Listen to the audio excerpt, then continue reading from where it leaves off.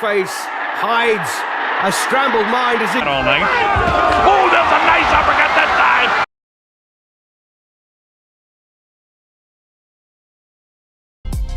On January 7, 2006, Zab Judah faced Carlos Balamir at Madison Square Garden, New York.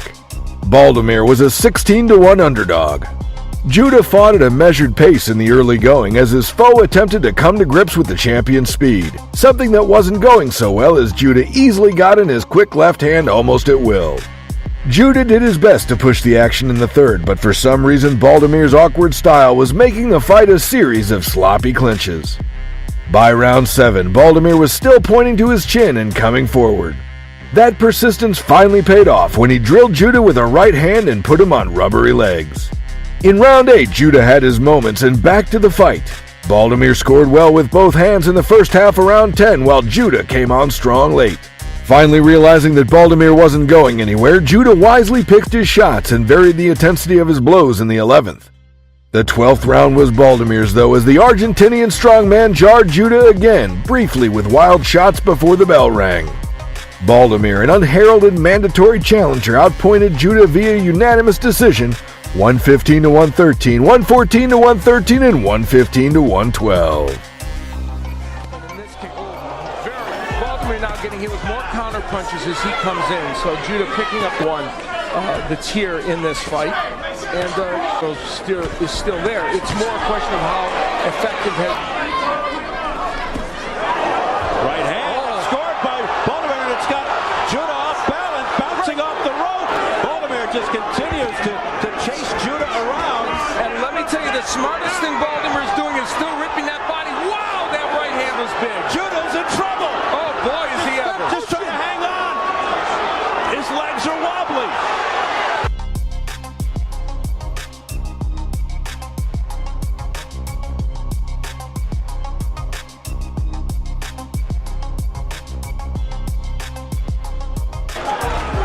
Trying to wipe the blood off with his left glove. Balamir keeps charging forward like a... Not a very good record against left-handers. 4-5-1, but look at... Titles is at risk here, but his credibility out, his marketability. Judah. Mayweather, Hatton, Zoo. That's great body work by Balamir. 9.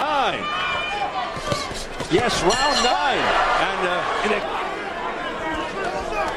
good left hand by Carlos Balamir.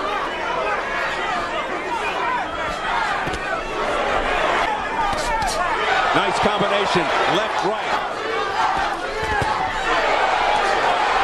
In the lobby at our hotel, look at those right hands by Balamir.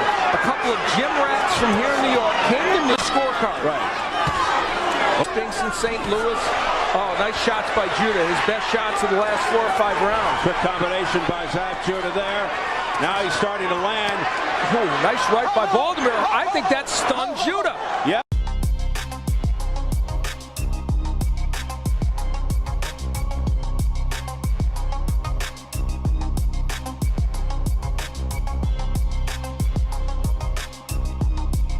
New champion Carlos Balamir.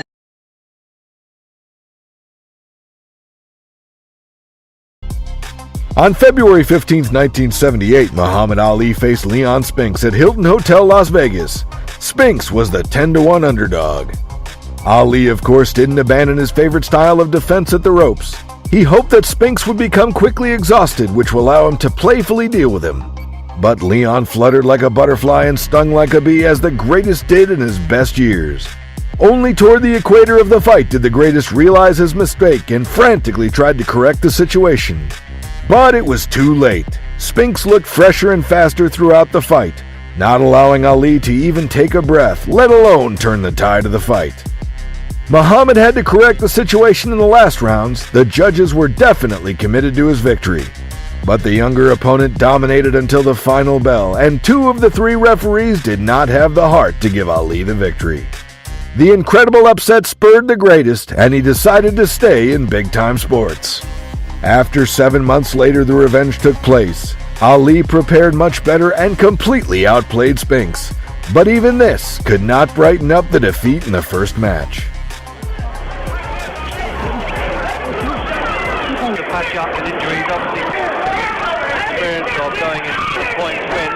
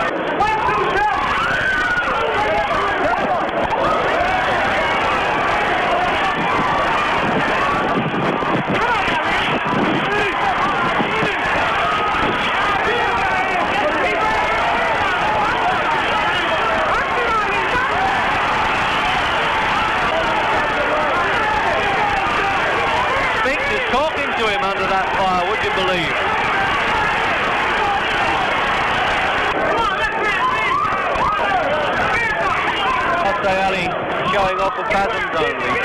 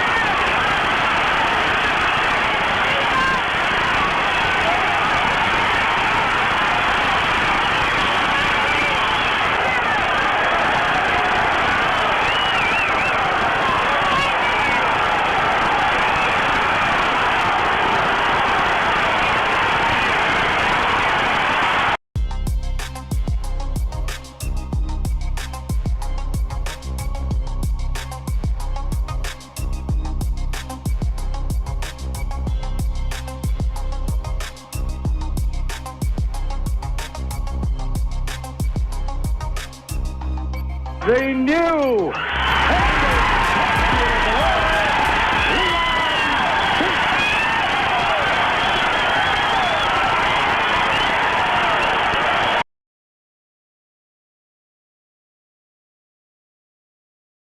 On June 19, 1936, Joe Louis faced Max Schmeling at Yankee Stadium, USA.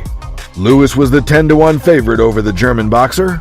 In the first rounds, Joe Louis continued to land his left jab almost at will and dug a couple of tremendous left hooks into Schmeling's midsection. In round 4, Louis started unleashing his heavy artillery.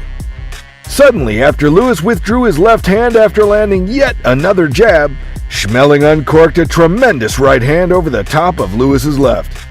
The punch had tremendous power and sent Louis reeling across the ring. Schmeling continued to land his right hand round after round, and after that, the only question was whether Louis would survive. And he's got this impassive look on his face, Louis, hasn't he? And this has been an excellent round.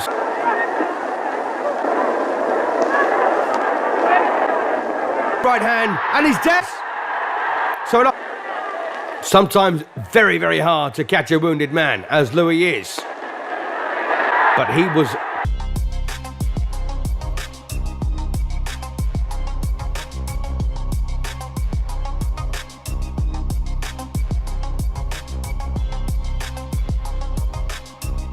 Oh, good punch again here. Impact, but Max, a crunching right hand. And despite Louis sprinting out for the shots from Schmeling, reminding you that Max Schmeling and Mickey Walker won a losing one in this. So knows he has the expression on his face hasn't changed. Oh, decent right there from Louis a moment ago. Germany, not Schmeling.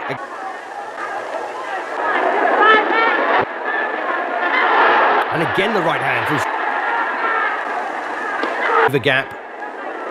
And punch to sip through that nicely into it. To nail to the head, of course, Max Schmeling here. Louis now very well aware.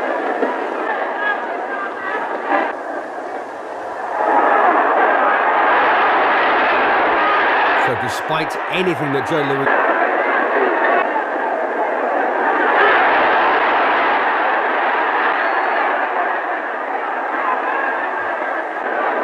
But 7-fight unbeaten. And that's Schmeling. It lost 7 and draw by and large. It's been a sport. The first man to beat Louis in the... Well, that was an interesting left hook there. Very bothered by that. And Schmeling's right hands have taken. But then again, Sodas has something of a legend to beat. Got the intensive landing just one.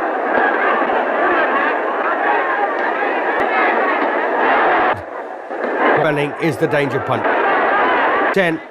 He was pushing out his left hand instead of snapping. Certainly, Schmeling's punches in this particular away from him.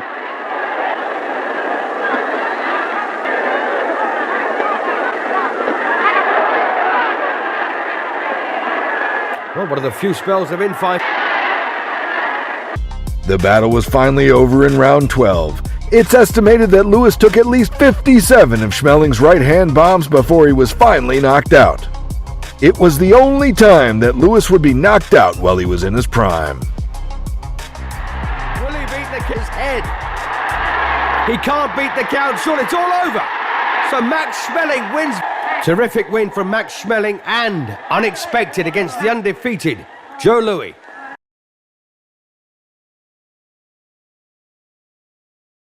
On February 11, 1990, Mike Tyson faced James Douglas at Tokyo Dome, Japan. As a 42-1 underdog, Douglas earned $1.3 million from the fight, while Tyson got $6 million. From the beginning of the fight, it was apparent that Douglas was not afraid. He displayed a lot of spring in his body movement, was not cautious in letting his punches fly whenever he saw the opportunity to attack Tyson. He used his quick and accurate jab to prevent Tyson from getting inside, where Tyson was most dangerous. Douglas would still dominate the middle rounds, although Tyson managed to land a few of his signature uppercuts. Tyson was wobbled by a chopping right during the 5th round. Oh, an uppercut got through that time by Buster. Look at this, Buster landing some shots here. Buster definitely cussed him out a good left hook to the body that time. They tell me again, interesting information that Buster Douglas has landed. Now let's see if Buster can hang on and keep him off. Instead, it's Buster coming back. Japanese crowd of some 35,000 on hand here, enjoying what they certainly didn't expect. And Mike, you saw landed that big left hook, and there he goes headhunting. And you see, oh, there's Mike missing that big left and just grazed the chin of Buster Douglas. And Douglas answering with loaded up shots of his own as the bell ends. Take this into some later rounds, but there was a real good right hand that landed off the hand. Oh, big right. Tallest guys that I can recall him fighting. You see that punishing body shot with the right hand? One stage I questioned whether that could be the fight plan to drag it into the later rounds, but Buster not showing any signs of wearing time. Doesn't seem to hurt Buster. He's in great shape, there's no question about it. Look at him pushing Mike off. Now there's something you haven't seen. Buster has got the confidence of perhaps, you know, you go back to fight to this point. Buster, a little abrasion by his left eye. Wow, with the left hand is Buster Douglas. Buster drops that big right hand, but Mike takes it on the glove, and he backs off Mike again with the left. Wow, with the right hand is Buster. Just as I say it, wow, with the right hand that time is Buster. Buster tried... Within the last 10 seconds of the 8th round, Tyson, who had been backed onto the ropes, landed a big right uppercut that sent Douglas to the canvas. Douglas rose as the referee signaled 9, but the bell ended the round. In the 9th round, Tyson came out aggressively to try and end the fight and save his title, hoping that Douglas was still hurt from the knockdown. Douglas was able to fight off Tyson's attack and was able to close Tyson's eye completely. He's down, he comes to the uppercut. Somehow or other, Buster's throwing shots back. Look at this. Buster is not ready to pack it in. Nobody expected us to be in. Look at these shots just loading up. Did he buckle the lights of Mike? I don't know, he got him again. Buster fights back strongly, landing some big shots. And now he can't get killers. Look at this. Who would ever have expected this? In a round and not Buster would back it in. In the 10th round, Tyson pushed forward, but he was still hurting from the accumulation of punishment he had absorbed throughout the match. As Tyson reeled back, Douglas immediately followed with 4 punches to the head, knocking Tyson down for the first time in his career. In a famous scene, Tyson fumbled for his mouthpiece on the canvas before sticking one end in his mouth with the other end hanging out. The champion attempted to make it back to his feet, but referee Octavio Myron counted him out. Buster Douglas thus became the new undisputed heavyweight champion, engineering one of the biggest upsets in boxing history. Douglas is the new heavyweight champion of the world. This has got to be.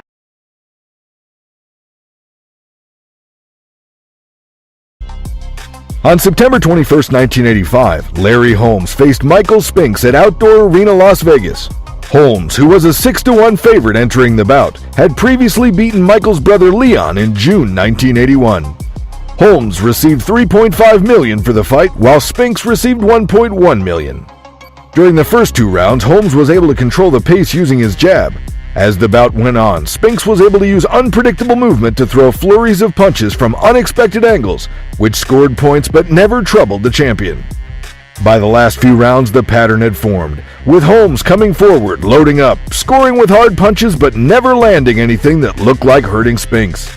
Spinx using movement to fight on the back foot, landing the odd flurry before moving out of range. Actually, he's almost trying to get Michael into a street fight here, trying to get Michael's ire. That's the kind of fight Holmes seems to be fighting right at the moment. Well, what Larry wants to do, Padilla. Spinx says, I'm not doing anything. Combination by Spinx. Right hand lead. And Holmes just sort of... And again, Holmes just intimidates Spinx, and it's absolutely not working. look at Michael. Michael is so aggressive, and the tactics that used by both fighters is not really that clean, but by hand. But I can't believe Michael, at this pace, punching on a big man and having a big man punch on you. He's punching on a bigger target, and a bigger target is punching on him. That was Holmes. Right behind him by Michael Spinx. There's a right hand again by Michael Spinx, and he takes a right. But see, Michael is throwing his punches and bunches now, and it's giving Larry trouble. And there's a good left by Michael Spinx.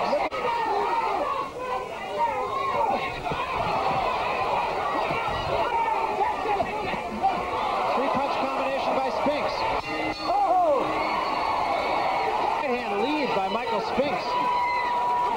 Michael Spinx has been busy from round one. There's the uppercut. He's throwing 18 rounds at his pace. Every and round, his weight. every round, between rounds, it just seems like agony in Michael Spinx's corner, but He's trying to give a book. He's throwing a lot of punches here.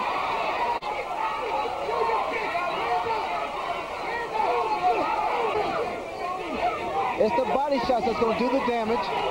The hands are starting to drop of Michael. Damage. And Spinx bounces right back off the ropes with a combination of lunging punches. And again...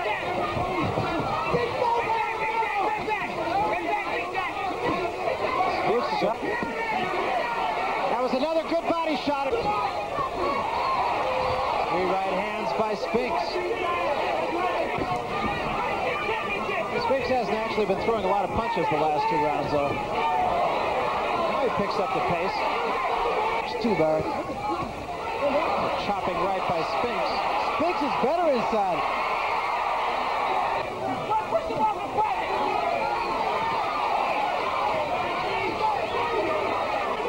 You're right, Ray. I think there is a little cut above the eye, Larry Holmes, above the left eye. Okay.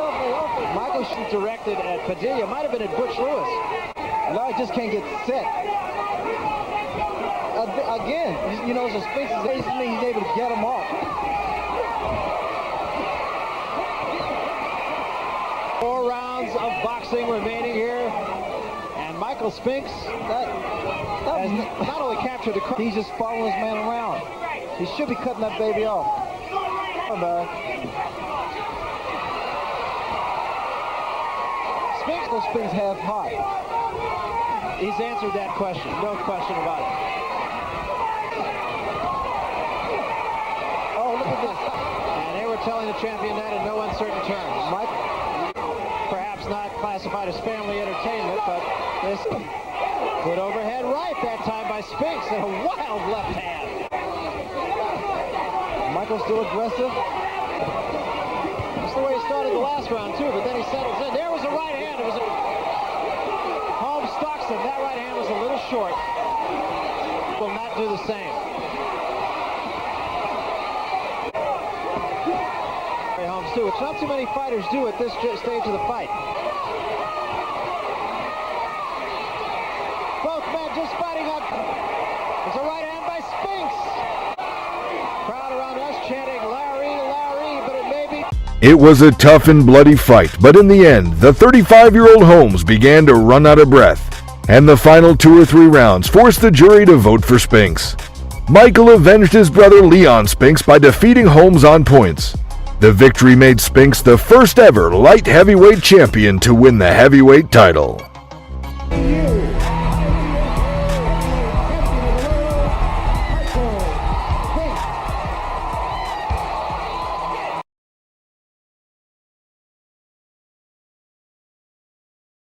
On May 31, 1997, at Trump Taj Mahal, Atlantic City, a 33-year-old Vince Phillips got a shot at the IBF super lightweight title held by the 27-year-old Australian boxer Kosta Zab. Zab was a 4-1 favorite. Zab, with a sneer and a braided ponytail, held a slim lead after the first 4 rounds.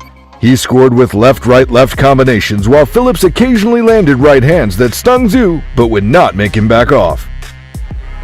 Oh, that was a good right hand by Phillips. Right hand by Phillips lands flush on Kosta's face. Zab apparently unmoved by the... Yes, his punches are getting a little wide. He's losing that discipline that I'm talking about. Zab is keeping his punches very sharp. Wide apart. Very strong legs. Powerful foundation for 100. Phillips cracking twice with the right hand. Zab coming nevertheless, warning Vince Phillips about low blows. Oh, that's a good shot by Phillips. Oh, a very good exchange in the middle of the ring. This is turning into a good fight.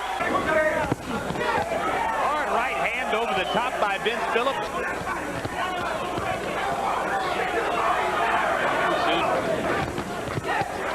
There's 2 more big shots by Vince Phillips.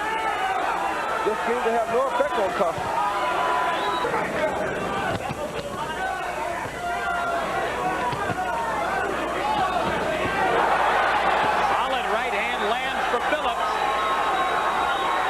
Zab holds his hands apart. Oh, that was another good right hand by Phillips.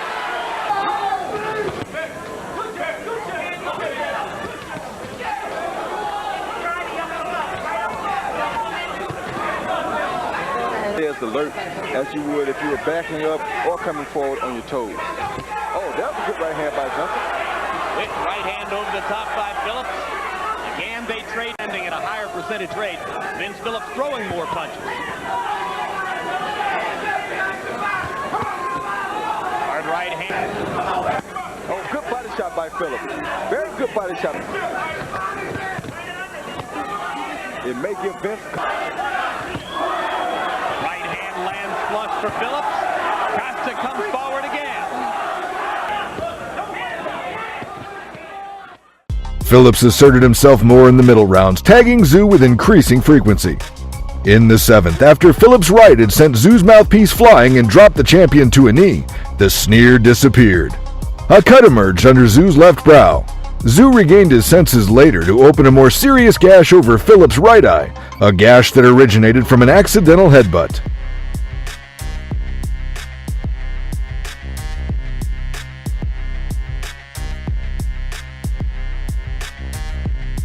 The outcome seems seriously in doubt. And that's... Oh, that's a body shot. More thunderous shots inside by both fighters. Yes, they are thunderous. Vince needs to regain his composure. It'd be good night.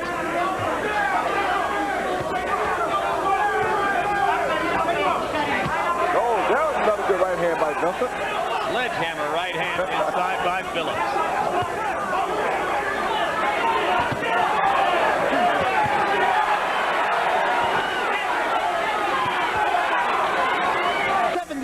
75, 5-3 rounds. But I want to tell you, like you said, the last 2 rounds was all Vince Phillips. He's coming on. Vince really needed that 7th round to get him back in the fight, and certainly did. Remember in the Ellis fight that Phillips got stronger as the fight went on. I have. Hard right hand by Phillips.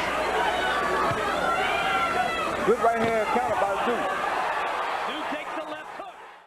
The combatants survived the 8th round while splattering blood over each other as the ballroom crowd roared its approval. In the 9th, the flow from Phillips' eye became so severe that the ringside doctor was called in. It was then, Phillips said, that he felt the urgency to finish off Zab. In the 10th, Phillips unleashed another leading right, supposedly a no-no against a technician like Zab. It landed flush against Zab's cheek, rocking him against the ropes.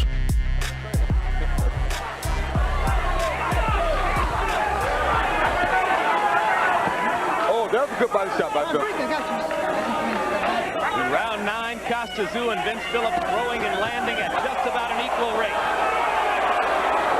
The right hand buckled Zab inside. Indeed, his knees suddenly came unhinged, and Zab is still wobbling as Phillips goes after it. Vince Phillips on the verge of a big upset here. Zab is out on his feet. And that's it. Vince Phillips.